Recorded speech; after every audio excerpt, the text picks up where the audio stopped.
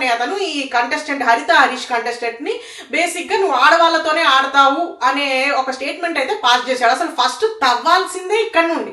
ఏమిటి అసలు ఆ పాస్ చేసిన స్టేట్మెంటే రాంగ్ అంటాను నేను. ఎందుకన్నా అతను ఆడవాళ్ళతోనే ఫైట్ చేస్తానంటే ఆడవాళ్ళు మరి తక్కువనా అక్కడ కూడాను కాదు కదా. ఎందుకు అసలు ఫస్ట్ ఆఫ్ ఆల్ ఆ స్టేట్మెంటే రాంగ్.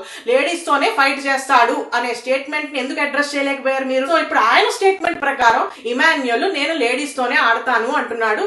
సో నేను ఇప్పటిదాకా ఆడింది ఎవరితోటి? తనూజ, భరణి, ఇమాన్యుయల్. సో ఆ ప్రకారం ఆయన ఉద్దేశం ప్రకారం మరి నేను ముగ్గురు ఆడవాళ్ళతో ఆడానమాట అన్నాడే తప్పించి వీళ్ళు ముగ్గురు ఆడవాళ్ళు అనమాట అనుకుంటూ స్టేట్మెంట్ అయితే పాస్ చేయలేదు అతను.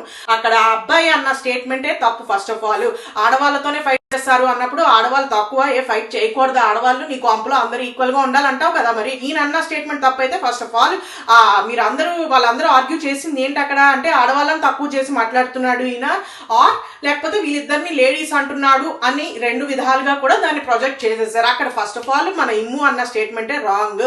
ఆడవాళ్ళతో ఫైట్ చేస్తాడు అన్న స్టేట్మెంట్ ఎంత తప్పు కాదు. ఇప్పుడు ఈయన ఓహో అయితే మన ఇమ్ము ప్రకారం నేను ముగ్గురు ఆడవాళ్ళతో ఆడుతున్నాను అనమాట అన్న స్టేట్మెంట్ కూడా తప్పు కాదు అని నా ఉద్దేశం.